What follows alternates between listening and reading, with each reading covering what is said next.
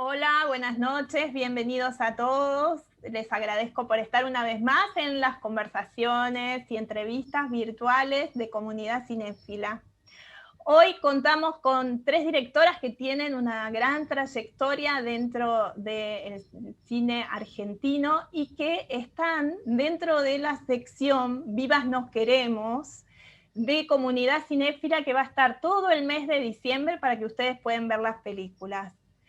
Nos acompañan Lucía Vasallo, directora de Línea 137, María Victoria Menis, directora de María y el Araña, y Susana Nieri, directora de Gotas de Lluvia. Les doy la bienvenida a las tres y les agradezco, y para Comunidad Cinéfila es un gusto enorme tenerlas acá, porque no solamente sus películas son increíbles, sino también ustedes tienen una trayectoria de trabajo en el tema de la violencia de género y del respeto y el derecho a la mujer y el rol de la mujer en el cine, que es muy importante, y para nosotros es un honor tenerlas en la sala.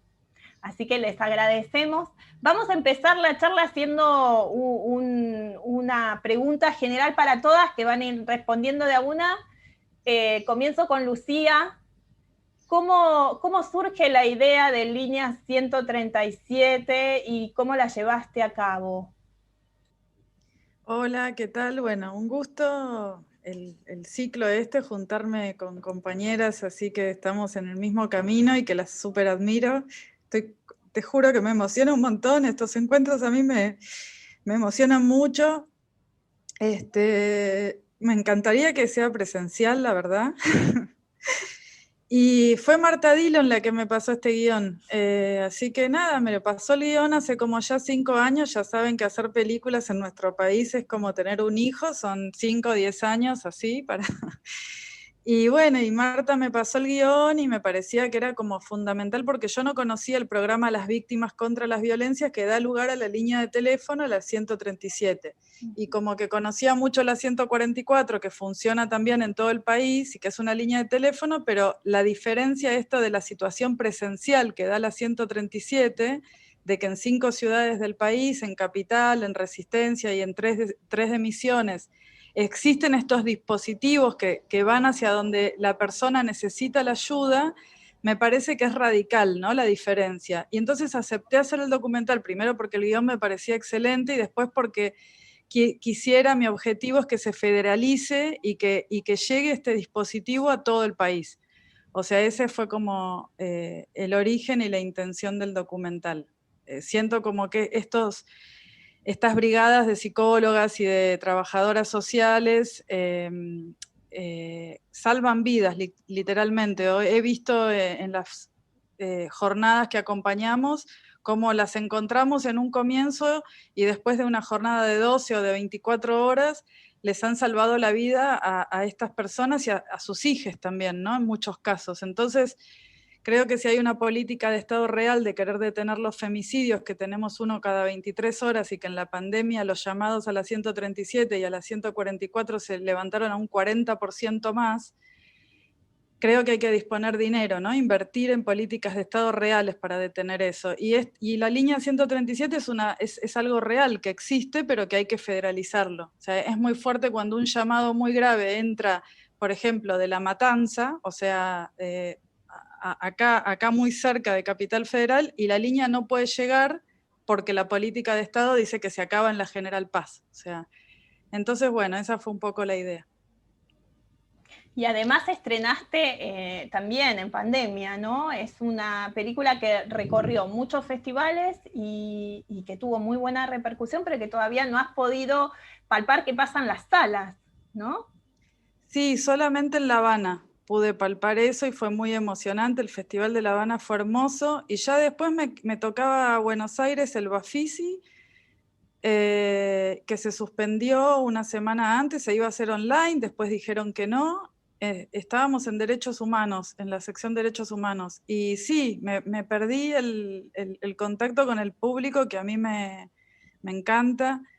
Me parece que está buenísimo. De todas maneras, siento que el hecho de que se haya viralizado todo por las redes lo sacó de un circuito de cinéfilos y de cinéfilas y hizo que llegue a un montón de gente, que es también a donde quiero llegar con este documental. O sea, de generar conciencia, de saber que también es una metáfora, ¿no? El hecho del hablar y de la escucha, o sea, de que más allá de la 137, que las mujeres entiendan que hay que hablar, o sea, todas tenemos que entender de que tenemos que poder poner en palabra todo lo que nos está pasando, desde los micromachismos hasta los femicidios, o sea.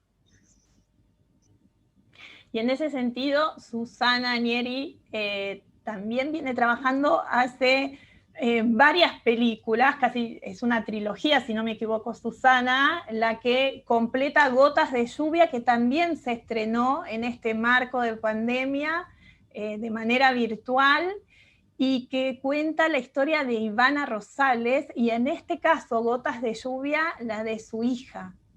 Es así como surge la idea de continuar con esta y pensar Gotas de Lluvia como una continuación de Ella lo buscó. Estás muteada, Susana. Disculpen, buenas noches, ¿cómo están? Un gusto estar aquí con estas queridas amigas, compañeras talentosísimas, con quienes compartimos tanto camino. Muchísimas gracias a Comunidad Cinéfila por este espacio y por tener nuestras películas y por haber armado este ciclo tan importante en este mes.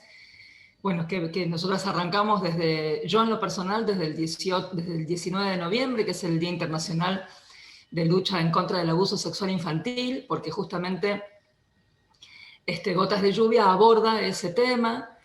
Y respondiendo un poco a tu pregunta, sí, yo vengo haciendo esto que recién decía Lucía del encuentro con el público desde El Toro por las Astas, allá en el año 2006, cuando no se hablaba todavía de aborto, no se hablaba de embarazos adolescentes. Bueno, salimos con esa peli, que fue una película coral, una road movie, y que la acompañamos a todos lados. Y desde ese entonces yo encontré en ese lugar mi militancia feminista, digamos. Siempre digo que yo me hice feminista a partir de las películas, no al revés.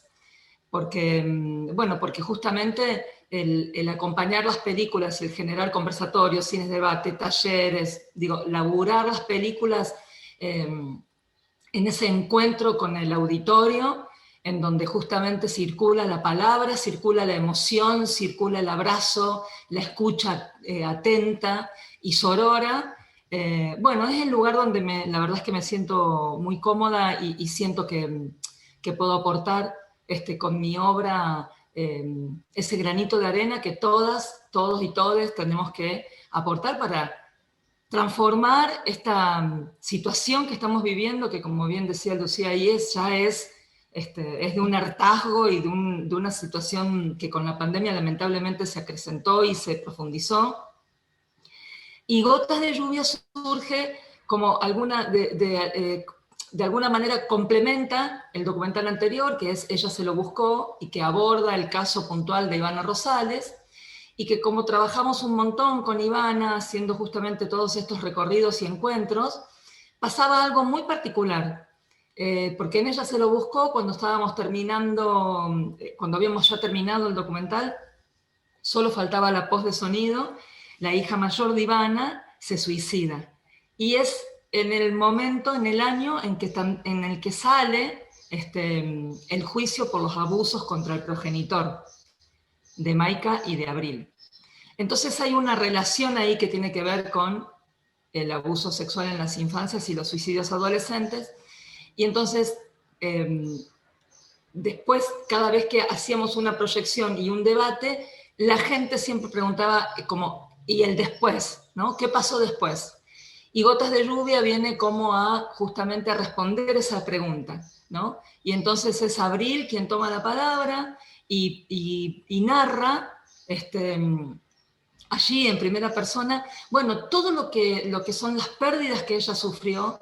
Y entonces a partir de estas situaciones de haber tenido un pasado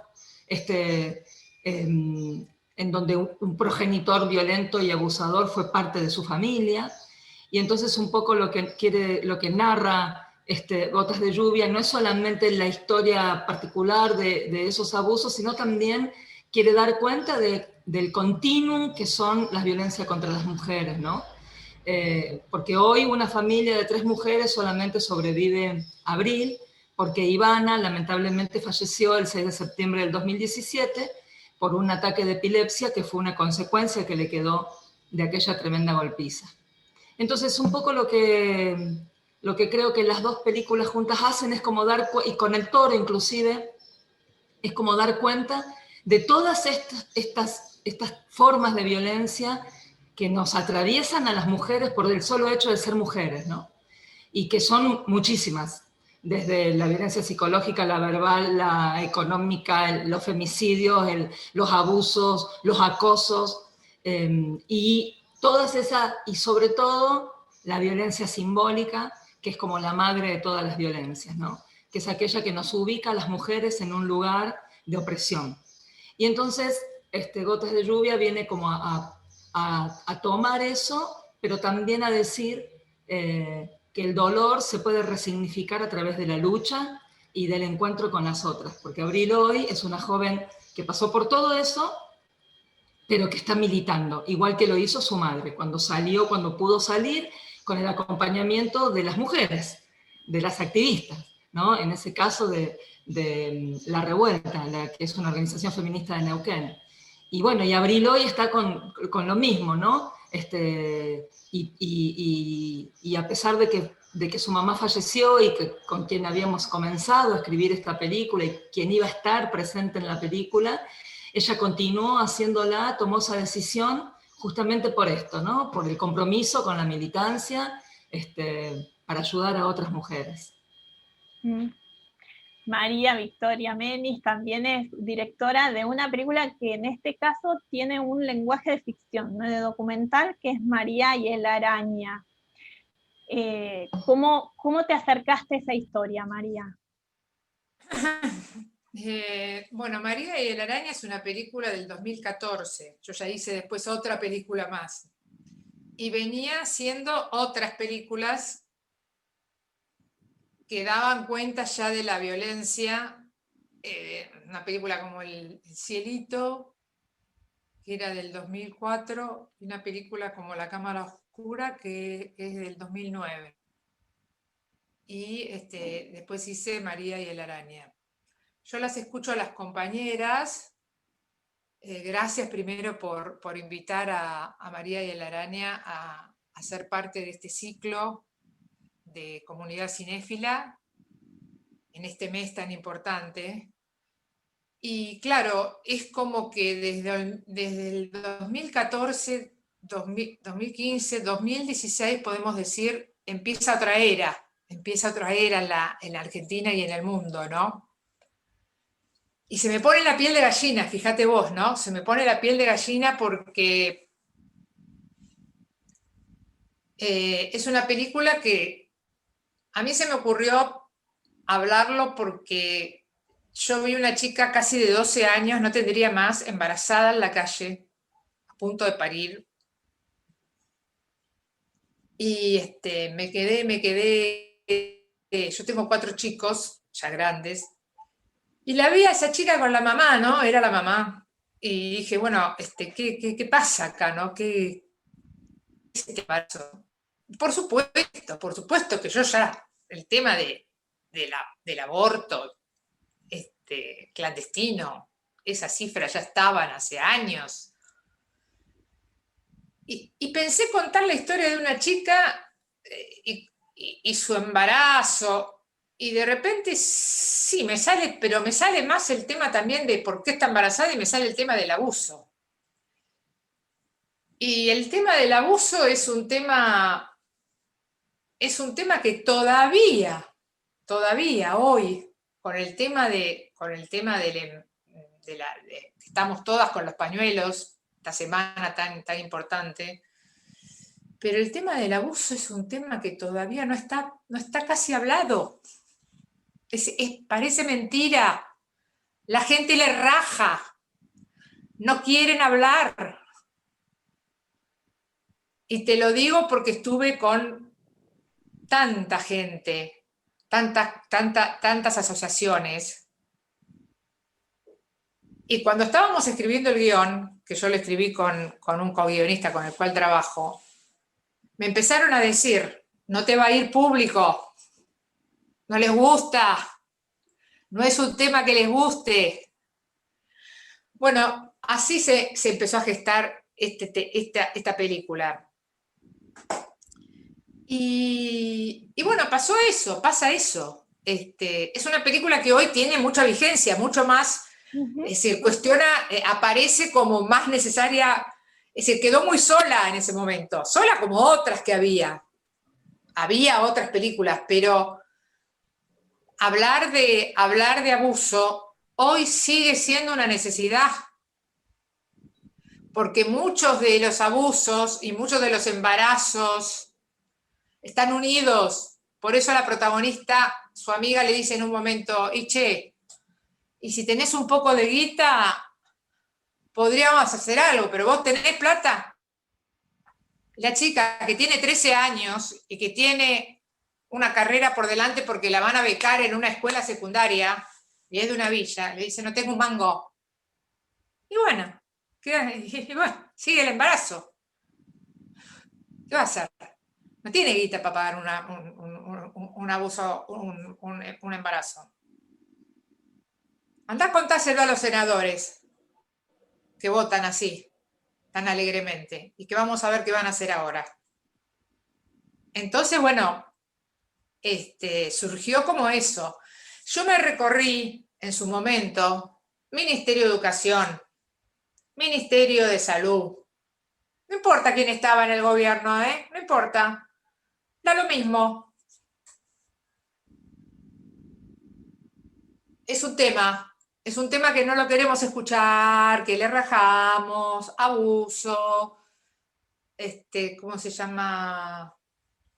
Todo el tema de, bueno, si es por salud, si no es por salud, si es por la conciencia, no es la conciencia, es nuestro cuerpo. Y hoy la ves la película, invito a que la vean, como invito a la de las compañeras, son magníficas películas, y se te sigue poniendo la piel de gallina. Y esta semana es una semana fundamental. Y tengo miedo, me da miedo que otra vez nos digan que no. Otra vez nos digan que no. Y bueno, están estas películas y estamos diciendo con todo nuestro arte o con toda nuestra posibilidad que tenemos, pues no sabemos hacer otra cosa, sabemos hacer películas, estamos pidiendo basta la violencia, basta, por favor, déjennos hacer los abortos, basta de asesinar. Esa chica de 13 años que es María, se le interrumpe todo. No, te dicen, no, igual hay planes, mejoró la situación. Yo estoy muy contenta porque desde el 2016 ahora, y estoy haciendo una película, estoy en un proyecto que tiene que ver con esto, todo lo que se pudo mejorar desde el 2016, 2017 son las chicas que tiran para adelante, mejoramos un montón. Pero ¿hasta cuándo nos van a decir que no? Con el aborto, ¿hasta cuándo nos van a decir que no? Es un asesinato lo que están haciendo acá. Entonces, bueno, basta. Este ciclo que están haciendo ustedes, tendrían que estar pasándolo en el Ministerio de Educación, en el Ministerio de Salud, en el Ministerio de la Mujer. No lo están haciendo. No las pasan en el colegio, estas películas, no las pasan en los secundarios. ¿Por qué? Me quedo ahí. Yo decía que te escuchaba atentamente hablar de María y la Araña, que yo cuando la vi, para mí es una película referencial, la tuya, sobre el tema del abuso sexual intrafamiliar, además, ¿no? Porque los abusos sexuales en las infancias pueden ser distintos y el tuyo aborda exactamente lo mismo que abordo yo con Gotas de Lluvia, que es el abuso intrafamiliar, digamos, ¿no? Que es encima el más difícil de probar, digamos, desde lo legal. Entonces decía que qué alucinante cómo conversan las dos películas, siendo que son dos géneros distintos, el tuyo ficción y la tuya ficción y la mía documental, cómo conversan. Y te escuchaba hablar de esta soledad de las películas de esos años y lo que yo decía que con El Toro a mí me había pasado lo mismo, porque cuando sale en el 2005 nadie hablaba todavía, no se hablaba, no estaban esos textos en el cine argentino, en esos temas, esas temáticas, porque eran temáticas que son muy difíciles. Hoy, post Ni Una Menos, es distinta la postal, por supuesto que es distinta. Yo contaba recién una anécdota que fue que cuando hice la primera proyección del Toro por las Astas en la legislatura de la Ciudad de Buenos Aires, en el año 2006, acompañada por el productor, por personas que habían participado del documental, un montón de diputadas que habían organizado toda la movida. Cuando terminó el debate, yo me tuve que escapar por el costado de la legislatura, porque afuera de la legislatura había todas unas agrupaciones, los Pro Vida, de las organizaciones del Opus Dei, que nos gritaban aborteras, ¿no? Y nos querían tirar piedras, y entonces nos tuvimos que literalmente ir por el costado. Entonces digo, qué distinta sería la postal hoy de hacer una nueva proyección del Toro en la legislatura, cómo estarían todas las chicas afuera, ¿no? Con los pañuelos verdes y los bombos. Entonces, cómo cambia también, ¿no? Los contextos, y cómo, bueno, nosotras que tuvimos esas películas que en su momento, como también María y el Araña, temas que no se quieren hablar, que son difíciles de instalar en la sociedad, bueno, nosotras desde el cine podemos ayudar a hacerlo, ¿no? Me parece como re importante eso.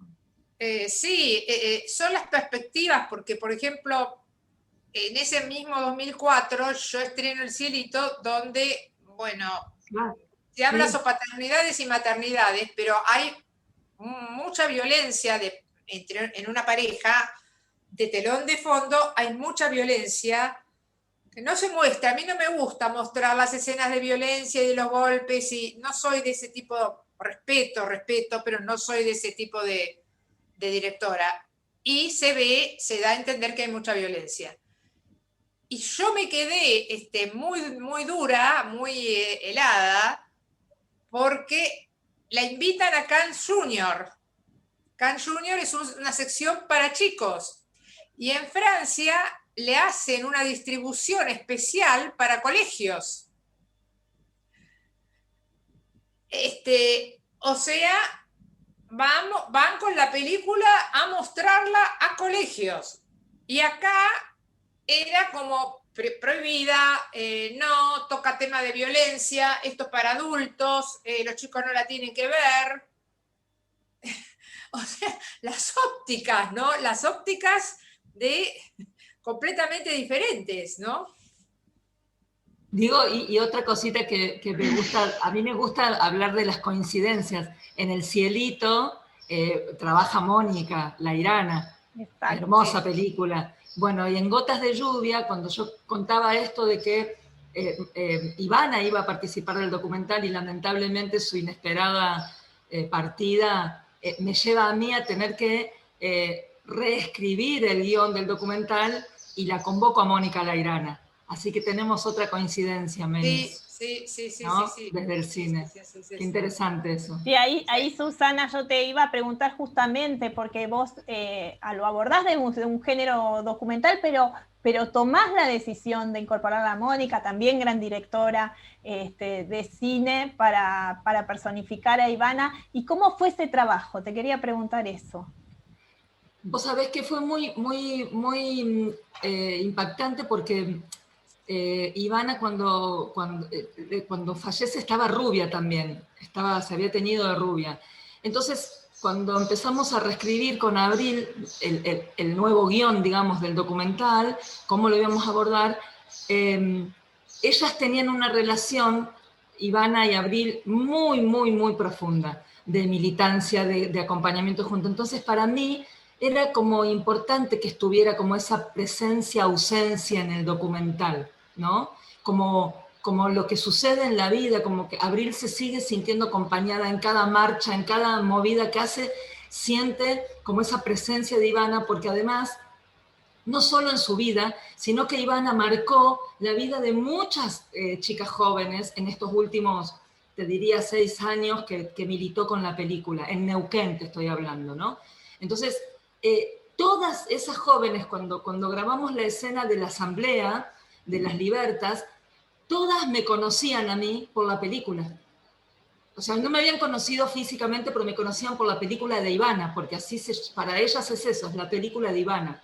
Entonces a mí me parecía como muy importante que estuviera esa presencia, ausencia, como una cosa medio hasta fantasmagórica de esa presencia de Ivana. Y además, como hilo conductor, las poesías feministas que es ella la que les da voz, ¿no? Entonces, inmediatamente cuando me acordé de una gran película que a mí me gusta mucho, que es Los Rubios, de Albertina Carri, que de alguna manera ella es interpretada por una actriz, ¿no? Entonces dije, ese recurso acá puede funcionar, y bueno, y así fue como llegué a Mónica, y Mónica, que ya nos habíamos conocido porque habíamos filmado juntas un cortito que yo hice hace muchos años, también sobre violencia de género, y bueno, y reconectamos, y la verdad que fue alucinante su participación, porque ella también con su impronta como directora colaboró, ¿no?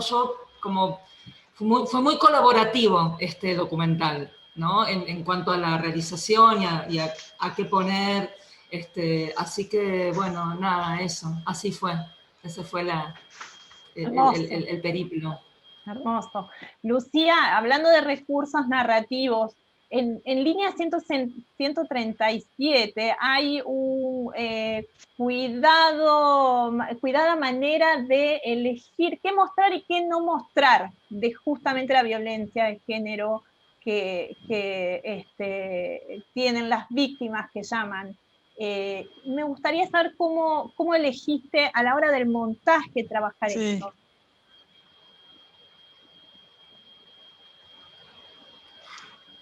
¿Se me está escuchando? Porque sí. ¿se escucha? Sí, te escuchamos bien. Sí. Hola. Ahí te escuchamos. Sí. Porque estoy con el celular porque ahora se cayó internet. Uy. Ok. María, claro, sí, los abusos intrafamiliares son un tabú. O sea, el abuso es un tabú porque es intrafamiliar. Lo que aprendí en la línea 137 es que los mayores casos de violencia familiares, los mayores casos de violencia se producen dentro del seno de la familia, ¿no? De este gran patriarcado que nos maneja.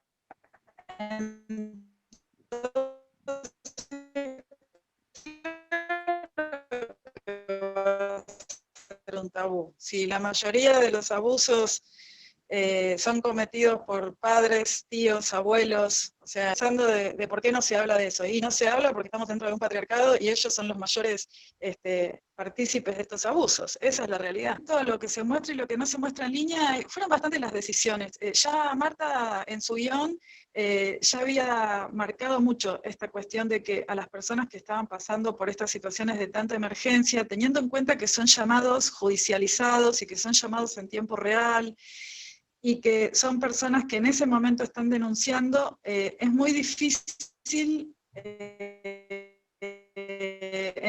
todo punto de vista, más, y eso las puede poner más en peligro. Eso como una cuestión, digamos, de sentido común, ¿no? O sea, como para empezar a hablar. Después, a mí me parecía que no era necesario, o sea, no, yo creo que es más fuerte para mí, que me interesa mucho el sonido en el audiovisual, a mí me genera, digamos, me interpela más lo que no se ve que lo que se muestra muchas veces, y lo que se escucha, ¿no? Todo lo que es el sonido fuera de campo o extradiegético, a mí a nivel sensorial me emociona mucho, y lo quería trabajar también eso, ¿no? Como de ver cuándo era necesario mostrar y cuándo no. Después también yo manejaba mucho algo de la metáfora de los cuerpos desestructurados. Son todas personas que están pasando, si no es el peor día de sus vidas, está casi en el borde, digamos, ¿no? O sea, el momento en que una persona decide hacer ese llamado después de por ahí 20 años de violencia dentro de su propia pareja, es un día muy fuerte. Tienen mucho miedo, entonces no era un rodaje, era estar todo el tiempo siguiendo a estas chicas, que ellas están acostumbradas porque son psicólogas, pero yo no. Y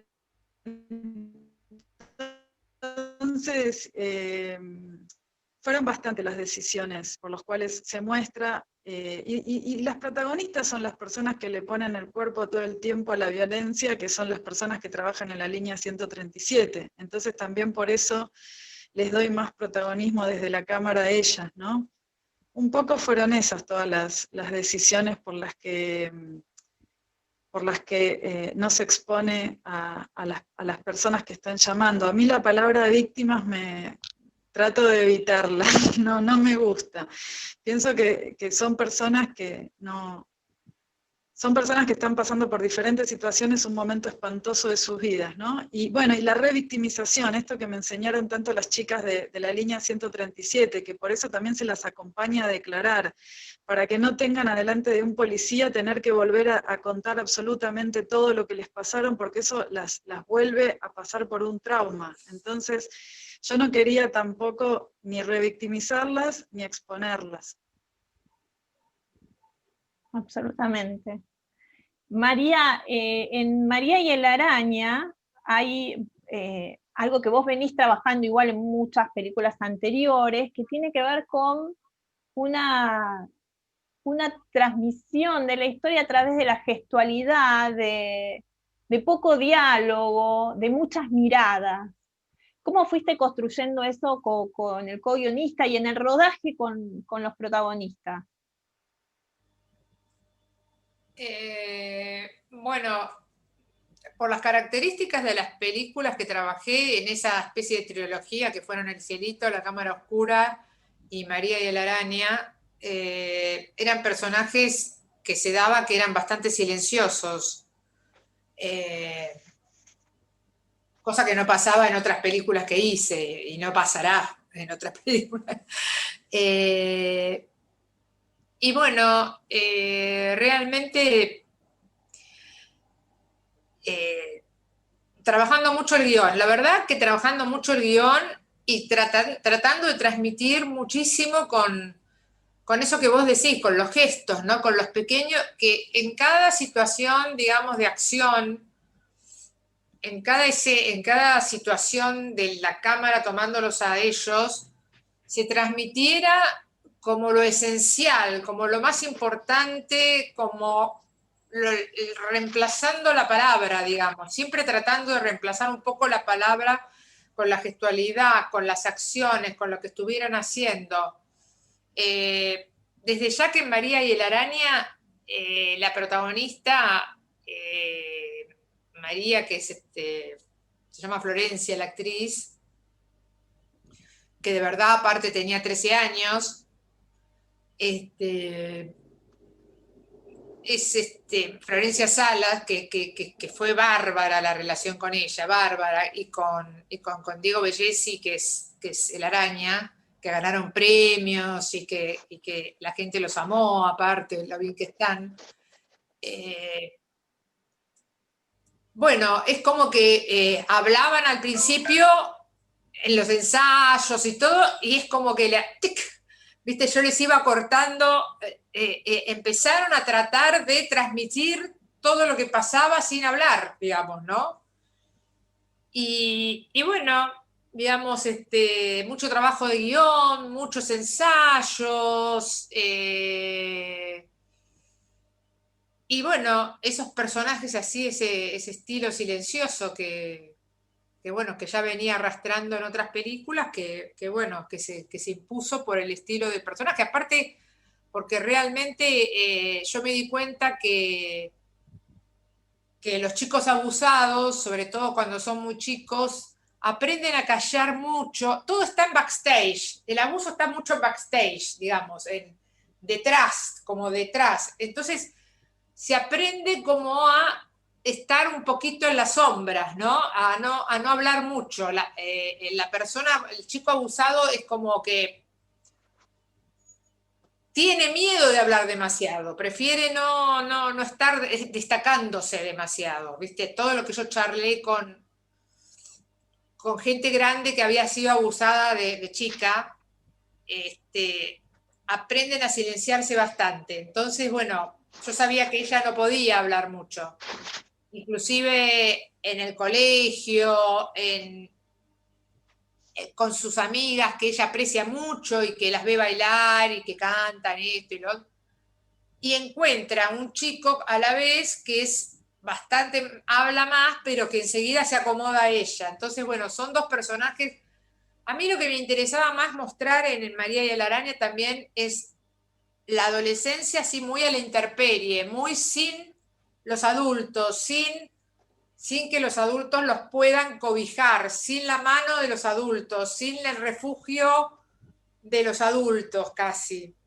O sea, y hoy creo que, no sé, me da mucha pena decirlo, pero te juro que me pone mal decirlo, pero lo veo eso a mil y cada vez más chicos, o sea, cada vez más chicos. O sea, no sé, los veo a María y a la araña, los adultos no están para dar muchas manos. Ellos se dan manos entre ellos, pero no están mucho para dar manos. No, absolutamente. Hay como una falta de mirada a la infancia y la adolescencia, como decías vos en un momento al comienzo de la charla, ¿no? Hay temas que no quieren ser tratados, sobre todo lo que tiene que ver con abuso infantil. Y por la sociedad no, es como dice Lucía, o sea,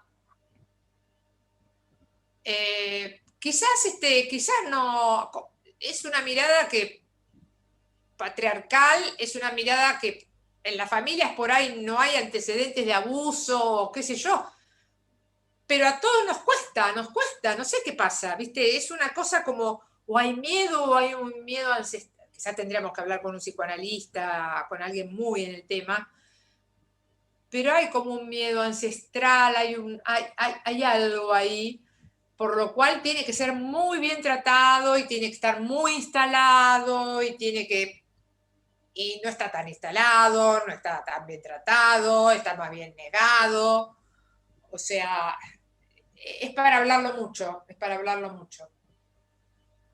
Pensando en estos debates que se abrieron a partir de la discusión del último año, de los últimos años sobre la ley del aborto, que en este mes esperemos salga finalmente, pensaba, además de este debate que se abre, también se abren algunos debates muy interesantes con respecto a la mujer y el rol de la mujer y las disidencias en la sociedad.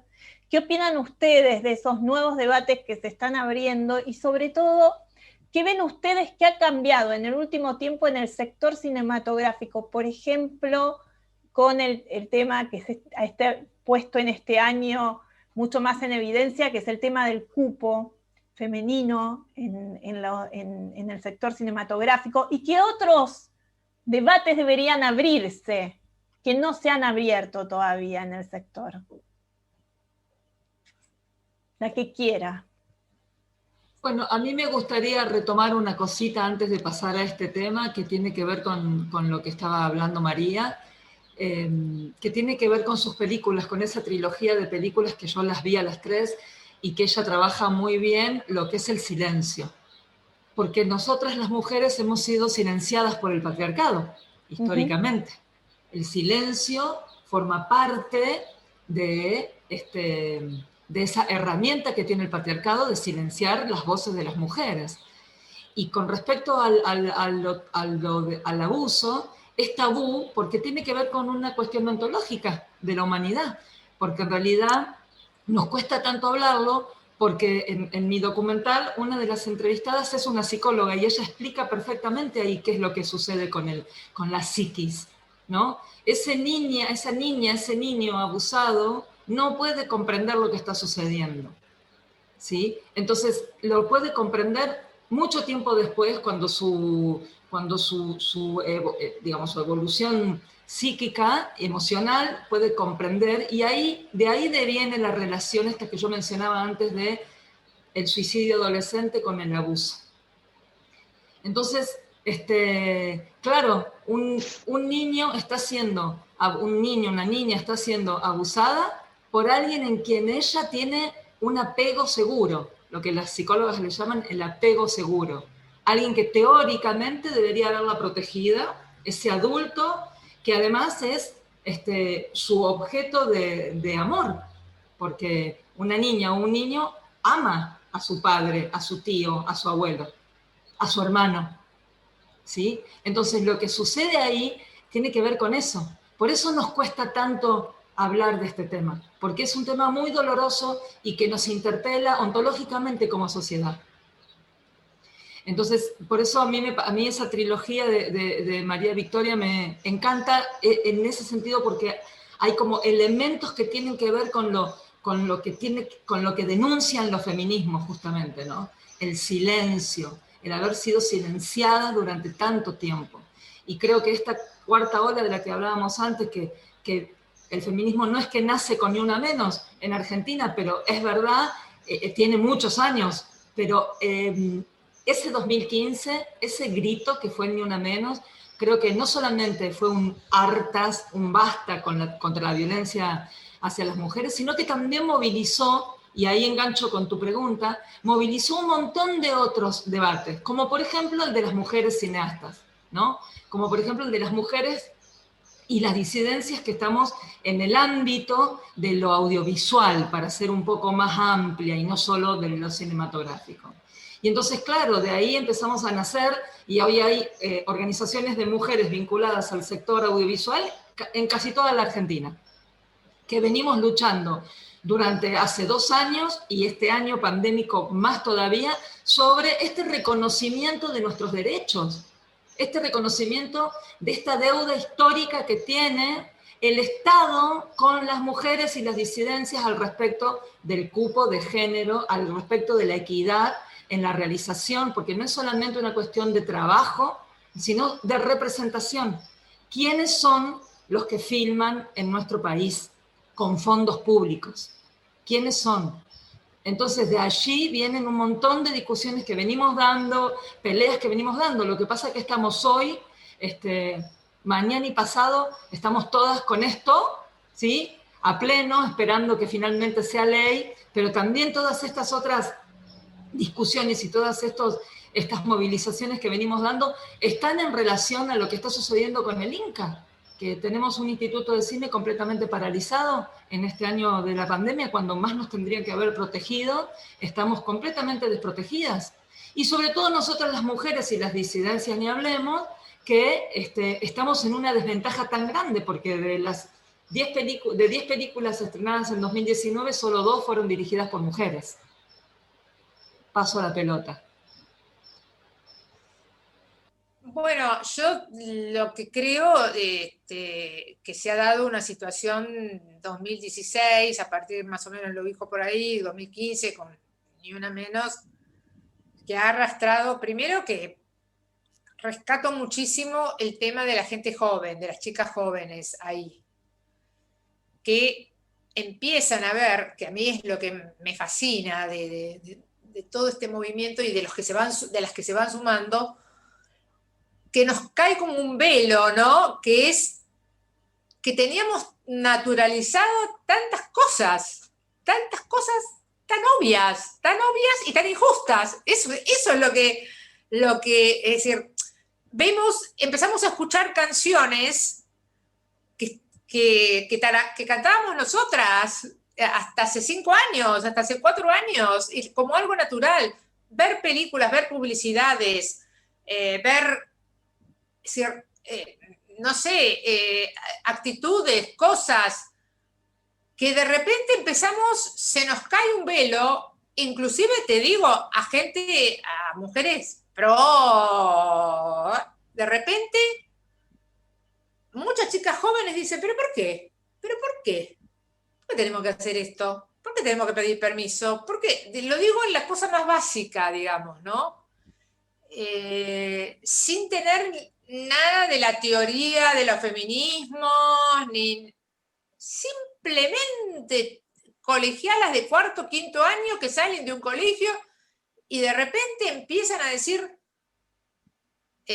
a mí me decían que era tetona, ¿y por qué me lo tengo que morfar? O hacían concursos de quién era la más culona. ¿Por qué me lo tengo que morfar en mi colegio? Eso. Es decir, de ahí para ahí me parece que empieza una revolución importante, desde el Me Too, desde todo. Y en el cine me parece que de repente esta ola nos agarra con todo, y lo que estaba a la vista, esto es lo más increíble, vuelve a pasar lo mismo, estaba a la vista que las mujeres trabajamos mucho menos en el cine, dirigíamos mucho menos, directoras de fotografía había mucho menos, sonidistas mucho menos, bueno, había una inequidad terrible. Y bueno, y sin embargo vos le preguntabas hace 6 años o 7 años a una directora, como le he preguntado yo, ¿por qué no venís a La Mujer y el Cine? O por qué. No, si estamos bien. O sea, no se veía. No se veía. No, porque estudiamos un montón de cine, mujeres, si estamos bien. No se veía, no sé, no se veía, o se creía que era normal, no sé qué nos pasaba, me incluyo. Y de repente, cientos de mujeres que trabajan en cine se dieron cuenta y empezaron a hablar, y hubo abusos, y hubo acosos, y salen historias, y de repente los fondos públicos, como dice Susana, de repente los fondos públicos, los concursos, lo ganaban 90% hombres, y las películas elegidas en Mar del Plata para la parte de cine de argentino, hubo un año hace 4 años o 3, que fueron 19 varones y una mujer en una sección, y te lo puedo decir y te lo puedo demostrar, la película de Tamae, una película solamente, 19 películas de hombres. ¿Por qué? Puede ser que hubiera jurados mujeres, pero ¿qué tenía esa jurado en la cabeza? No sé. Entonces, bueno, pasa todo esto. Y el cupo, que justo con Susana fue uno de los temas que un día planteamos juntas, por primera vez se lo pedimos al instituto juntas en una carta. No, el cupo no, y todavía no. Como una de las cosas más que el instituto no movió este año. Y el cupo no. Que sea el mejor, que sea la mejor. Y no es verdad. No es la mejor ni el mejor.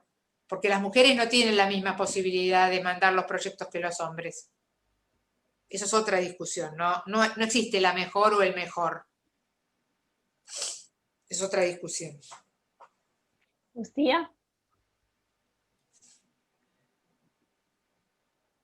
Lucía, ¿querés agregar algo?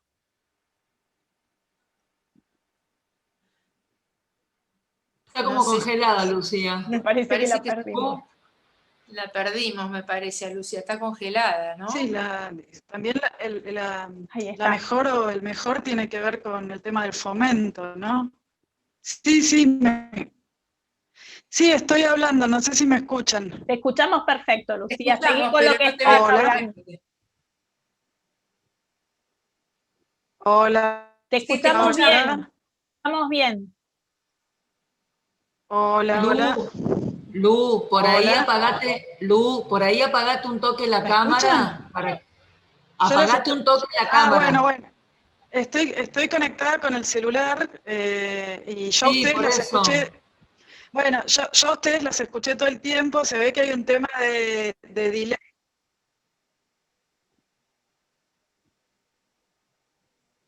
Bueno, se ve que con el celular... Bueno, pero como es una entrevista grabada... No hay problema. Bueno, si me escuchan, sigo así. Sí, la marea verde esta que empezó en el 2015, creo que pero Hola, hola, hola. Ahí sí te escuchamos. Bueno, no sé si seguir a... Sí, ok, seguí, ok, entonces te hay estamos una cuestión de escuchando. delay, entonces. Ok, Sí, ok. Bueno, el tema de la marea verde me parece que por suerte llegó a todos lados, ¿no? La paridad de cupos se está trabajando en muchos ámbitos del Estado, de laboral, no es nada más que al cine. El otro día estaba viendo que, por ejemplo, las colectiveras están pidiendo paridad de cupo. De todas maneras, siempre la industria cinematográfica fue también súper machista. Yo antes de dirigir y de escribir y de trabajar en producción, siempre trabajé en cámara. Yo estudié dirección de fotografía en cámara en la escuela del Instituto de Cine, en el ENERC. A mí me costó muchísimo poder hacerme un lugar dentro de los equipos de cámara. Imagínense que les estoy hablando de el 95, finales digamos, comienzos del 2000. Entonces, hay como una injusticia dentro del cine que trasciende lo que tiene que ver con la dirección, ¿no? O sea, siempre fue un sistema completamente vertical y machista el cine. Y bueno, ahora estamos luchando por la paridad y por la paridad real en todos los aspectos, en que también las técnicas, las directoras de fotografía, las sonidistas tengan un lugar en la industria. Y creo que lo estamos consiguiendo muy de a poco, como dice María, como dice Susana, o sea, es algo que va a llevar por lo menos, supongo que una década, no sé, este año dentro de una de las asociaciones donde estoy militando en bastantes este año, hicieron una presentación a Cannes y yo era la única que con una ópera prima de ficción que hice, los demás eran todos varones, o sea, estamos en el 2020. Y les puedo seguir dando miles de ejemplos. El otro día tuvimos una charla con las chicas de ADF y la desigualdad que hay dentro de la industria con las mujeres técnicas es algo tremendo. Y cuando hablamos de maternidad ni les cuento. O sea, querer ser madre y hacer películas es casi imposible, cuando no te diría que casi no se puede hacer. Recién ahora empieza a haber un fondo de maternidad en el sindicato que la lucharon las técnicas. Y digo, ¿y por qué de eso no hablan los varones? O sea, digo, ¿por qué ellos no están preocupados también por el tema? Digo, porque la maternidad supongo que implica la paternidad también, ¿no? O sea, a ellos les dan un día libre en un rodaje, y están el día que nació su hija, su hijo, su hija, y vuelven al set al día siguiente. Y ningún varón estuvo militando por esa situación.